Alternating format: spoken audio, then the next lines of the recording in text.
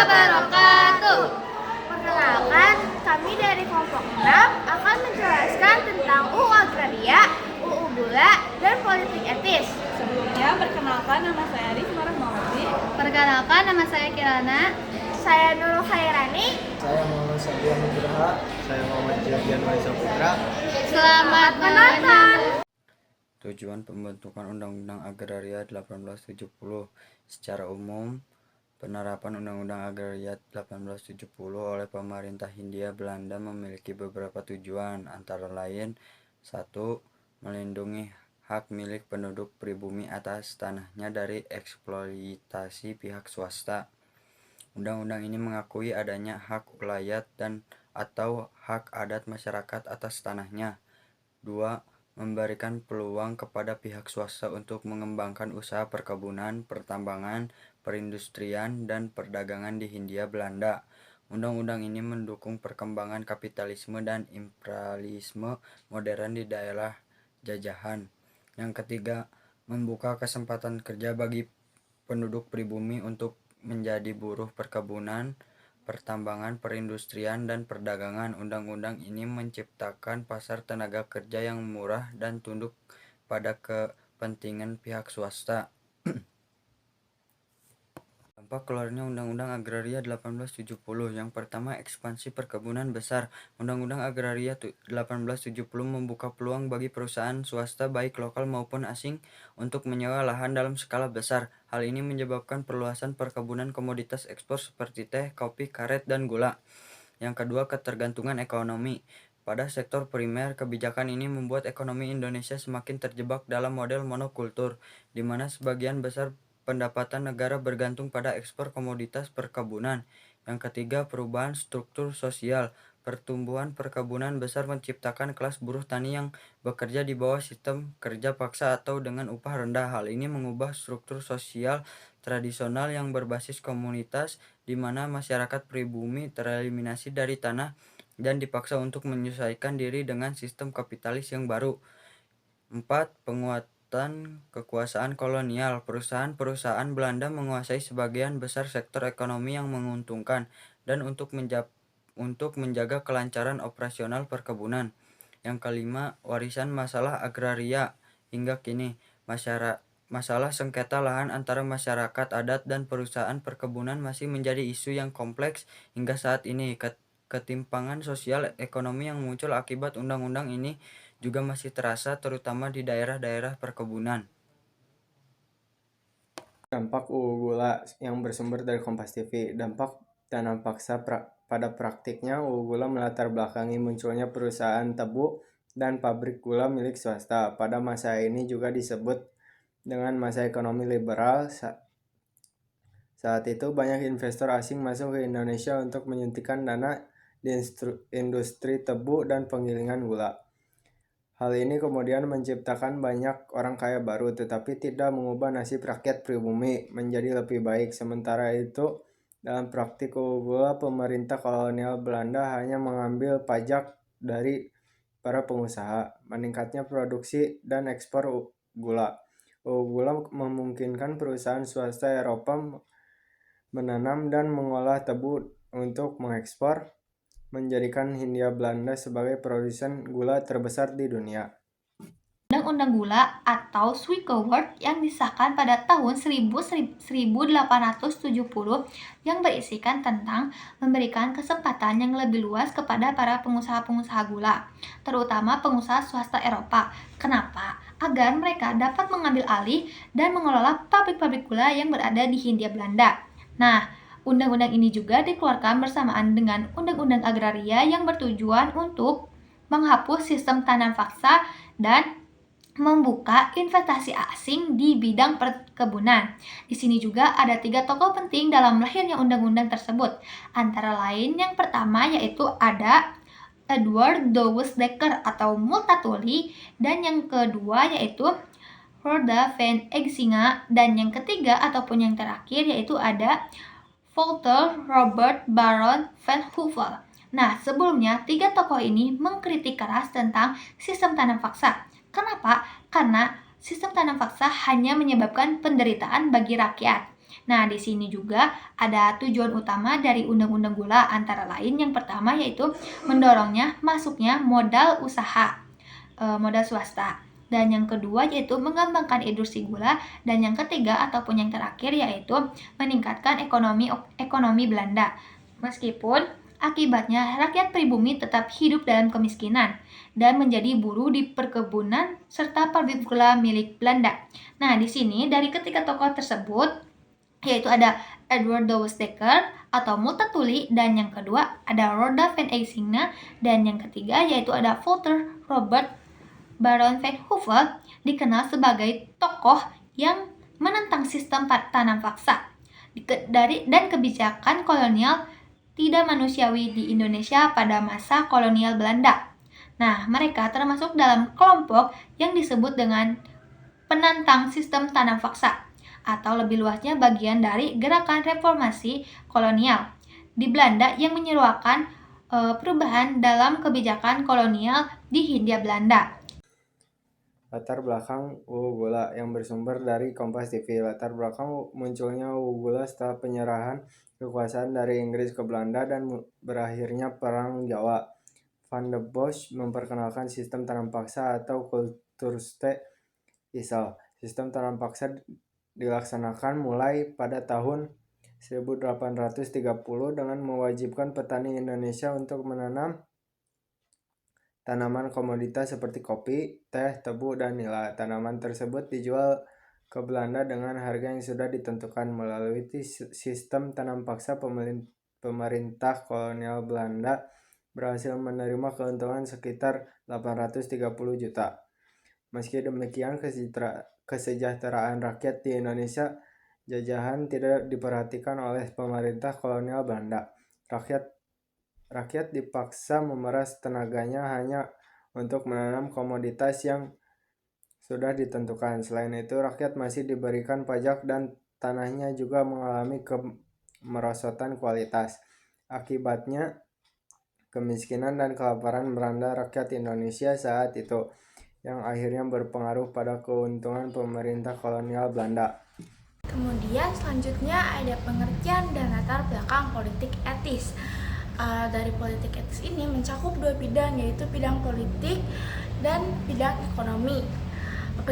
Penderitaan rakyat Indonesia memicu kritik melalui tulisan dari kaum etis yang dipelopori oleh wartawan The Lokomotif tahun 1845. Peter Broshoff, politikus Belanda juga, dan Konrad Theodor van Deventer menyatakan bahwa pemerintah kolonial harus lebih memperhatikan nasib pribumi di tanah jajahan dan memiliki tanggung jawab moral terhadap kesejahteraan masyarakat pribumi. Van Deventer atau praktisi hukum di Hindia Belanda membuat karangan majalah De Gids atau yang biasa disebut Panduan, dan dalam tulisan itu ada berjudul En Result atau Utang Budi, yang menjelaskan Belanda menjadi negara makmur karena adanya dana dari tanah jajahan di Asia Tenggara, yaitu Indonesia. Jadi sudah sepantasnya Belanda ini mengembalikan hasilnya. Dari kritik ini memengaruhi lahirnya politik etis. Kemudian orasi Ratu Wilhelmina atau Ratu Belanda pada saat itu pada 17 September 1901 menjadi momentum kelahirannya paham atau aliran etis yang kemudian menuangkan panggilan moral itu disebut sebagai Trias van Deventer. Kemudian ada isi pokok dari politik etis itu sendiri. Yang pertama ada irigasi atau pengairan, yaitu membangun dan memperbaiki pengairan dan bendungan untuk keperluan si pertanian tersebut. Yang kedua ada migrasi, yaitu mengajak rakyat untuk bermigrasi sehingga terjadi keseimbangan jumlah penduduk agar tidak terlalu penuh di Pulau Jawa, karena pada saat itu di Pulau Jawa itu padat penduduk. Kemudian yang terakhir ada edukasi, yaitu menyelenggarakan pendidikan dan memperluas bidang pengajaran dan pendidikan. Jadi dari politik etis ini, yaitu di bagian pendidikan khususnya, ini menciptakan sekolah-sekolah baru dari dan untuk berbagai tingkatan. Yang pertama ada folk school, yaitu sekolah rakyat tingkat dasar dengan lama belajar selama 3 tahun dan diperuntukkan untuk anak-anak pribumi dari kalangan bawah. Yang kedua ada folk school, yaitu sekolah lanjutan dari folk school dengan tambahan waktu belajar selama 2 tahun. Yang ketiga ada Holland Inlandsche School atau HIS, yaitu sekolah dasar 7 tahun untuk anak pribumi terpelajar dan menggunakan bahasa pengantar yaitu bahasa Belanda. Yang keempat ada Holland Chinese School atau HCS. Ini merupakan sekolah dasar untuk anak-anak keturunan Tionghoa dan didirikan pada tahun 1917 oleh pemerintahan Belanda. Tapi setelah kemerdekaan sekolah ini tuh setara dengan SMP, guys. Terus ada Mir Witgebreid Lager Onderwijs atau MULO. Ini merupakan sekolah menengah pertama pada masa Belanda dan memberikan pelajaran lanjutan dari HIS seperti bahasa, sains, matematika, dan sejarah. Lalu ada Algemene Middelbare School atau AMS. Ini merupakan sekolah menengah atas setingkat dengan SMA dan ini merupakan lanjutan dari MULO dan mempersiapkan siswa untuk lanjut ke perguruan tinggi atau pendidikan yang lebih tinggi. Yang selanjutnya ada Kwek School atau Holland Inlandsche Kwek School atau HIK. Ini merupakan sekolah guru untuk mencetak pendidik pribumi dan biasanya menerima lulusan HIS atau MULO. Yang selanjutnya ada Ambach School, yaitu merupakan sekolah teknik atau kejuruan yang mendidik siswa menjadi tenaga teknis atau tukang terampil. Biasanya juga menerima lulusan HIS atau MULO. Yang terakhir ada Opleiding School for Inlandsche Ambtenaren atau OSVIA. Ini merupakan sekolah calon pegawai negeri pribumi untuk melatih pegawai pemerintah Hindia Belanda, setara pendidikan menengah atas atau pasca AMS. Positif politik etis. Politik etis memberi ruang lahirnya kaum terpelajar bumi putra karena adanya kesempatan memperoleh pendidikan. Dari golongan ini, lahir tokoh-tokoh pergerakan nasional seperti Dr. Sutomo, Wahidin Sudirohosodo, dan Ki Hajar Dewantara. Pendidikan inilah yang menumbuhkan kesadaran kebangsaan sehingga melahirkan organisasi modern yang memperjuangkan kemerdekaan. Salah satu dampak positif politik etis adalah adanya perbaikan irigasi yang meningkatkan hasil pertanian rakyat. Selain itu, program transmigrasi membantu mengurangi kepadatan penduduk di Pulau Jawa dengan memindahkan sebagian penduduk ke luar Jawa. Dampak lain yang penting adalah berkembangnya kesadaran politik dan sosial yang kemudian mendorong perlawanan terhadap kolonialisme. Penerapan politik etis melahirkan kesadaran nasional di kalangan masyarakat pribumi. Dengan adanya pendidikan dan peluang organisasi, rakyat mulai menyadari hak-haknya sebagai bangsa. Irigasi serta kebijakan pertanian membuka peluang peningkatan kesejahteraan. Transmigrasi juga membantu pemerataan penduduk. Semua hal ini menjadi fondasi awal kebangkitan nasional Indonesia. Politik etis membuka jalan bagi lahirnya organisasi-organisasi modern yang berperan penting dalam memperjuangkan kemerdekaan. Pendidikan yang diperoleh kaum bumi putra tidak hanya menumbuhkan intelektualitas, tetapi juga semangat nasionalisme. Dari sinilah tumbuh generasi baru yang berani menuntut perubahan dan menolak penindasan kolonial. Melalui kebijakan irigasi, edukasi, dan transmigrasi, politik etis membawa perubahan besar dalam kehidupan rakyat Indonesia. Rakyat mulai mengenal kemajuan di bidang pertanian, peluang pendidikan terbuka meski terbatas, serta terjadi penyebaran penduduk ke luar Jawa. Semua ini turut membangun kesadaran kolektif yang menjadi modal penting menuju kemerdekaan Indonesia. Selain ada dampak positif, ternyata ada loh dampak negatif dari politik etis. Nah, jadi, meskipun politik etis menjanjikan perbaikan bagi rakyat, kenyataannya, pelaksanaannya lebih menguntungkan pihak kolonial. Perbaikan irigasi misalnya, lebih diarahkan untuk kepentingan perkebunan Belanda daripada kebutuhan petani pribumi. Hal ini membuat rakyat tetap hidup dalam kesulitan ekonomi, meski program itu digembar-gemborkan sebagai bentuk balas budi. Program pendidikan dalam politik etis ternyata hanya dapat dinikmati oleh sebagian kecil rakyat Indonesia, khususnya kalangan priyayi atau bangsawan. Rakyat jelata tetap tidak banyak yang bisa bersekolah karena keterbatasan biaya dan kuota yang sangat sedikit. Akibatnya, kesenjangan sosial semakin melebar antara rakyat biasa dengan golongan elit terpelajar. Kebijakan transmigrasi yang digagas dalam politik etis tidak sepenuhnya berhasil. Banyak transmigran mengalami kesulitan di daerah baru karena keterbatasan lahan yang subur dan kurangnya fasilitas penunjang. Selain itu, pemindahan penduduk lebih sering bertujuan memenuhi tenaga kerja murah bagi perkebunan kolonial, bukan demi kesejahteraan rakyat. Pelaksanaan politik etis pun bersifat setengah hati dan penuh kepentingan kolonial.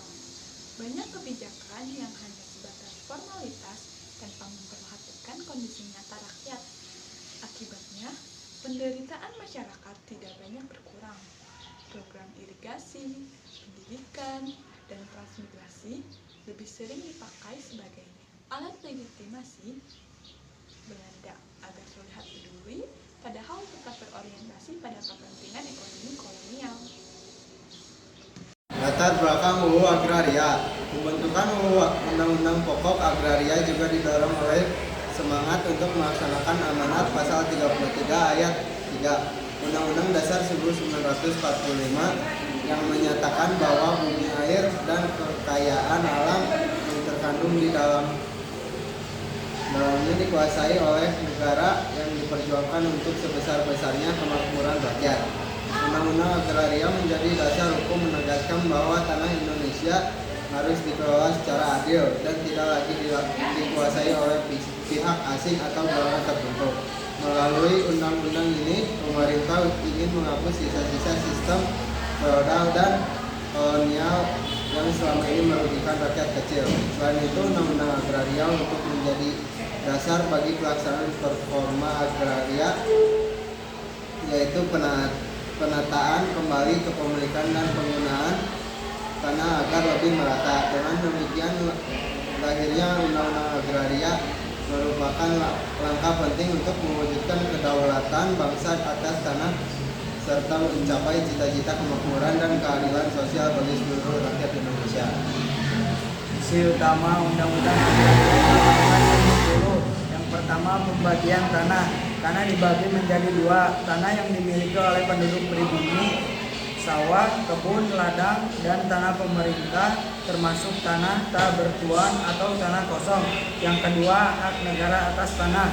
Semua tanah yang tidak dapat dibuktikan kepemilikannya secara gondong dianggap sebagai milik negara. Negara berhak menguasai dan menjual hak penguasaan tanah kosong kepada swasta. Yang ketiga, pemberian hak sewa. Swasta diperbolehkan menyewa tanah, baik tanah pemerintah maupun tanah penduduk. Yang keempat, perlindungan tanah milik pribumi. Tanah milik penduduk pribumi dijamin, tetapi swasta dilarang membelinya secara langsung untuk mencegah tanah jatuh ke tangan asing. Yang kelima, peluang bagi perusahaan swasta. Undang-undang ini mendorong politik pintu terbuka yang memberikan kepastian hukum dan keamanan bagi perusahaan swasta untuk menyewa tanah guna perkebunan yang menghasilkan komoditas ekspor. Sekian penjelasan dari kelompok kami, kurang lebihnya mohon maaf. Wassalamualaikum